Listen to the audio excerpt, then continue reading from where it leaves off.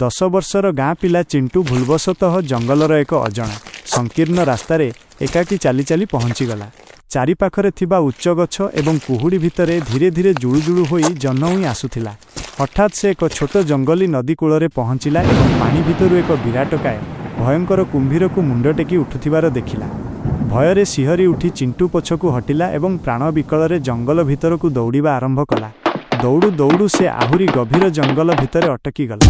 सेठारे थिबा पुरुणा गछगुड़िक पछरे दुईटी अजणा कला छाया छिड़ा होइथिले, जहांकर लाल आखि अंधकार रे जळुथिला। चिंटू भयभीत होई एक विशाल प्राचीन गछ पछरे लुचि रहिला।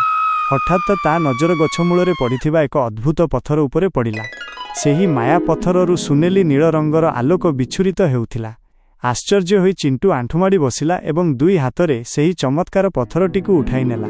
पत्थरटीकु छुईबा मात्रे सेथिरु एक शक्तिशाली मायावी आलोक फुटी बाहारी समग्र जंगलकु उज्ज्वल करिदेला। सेही पवित्र आलोकर तेज सही नपारी भयंकर छायागुड़िक कुहुड़ीरे अदृश्य होईगले। जंगल शांत हेबा परे चिंटू निज हाथरे थिबा सेही चमत्कार माया पत्थरकु विस्मय भरा आखिरे चाहि रहिला। ठीक सेतिकी बेले ता सामनारे थिबा विराट प्राचीन गछर काठ उपरे एक रहस्यमय दिव्य प्रतीक सिंबल उज्ज्वल होई उठिला।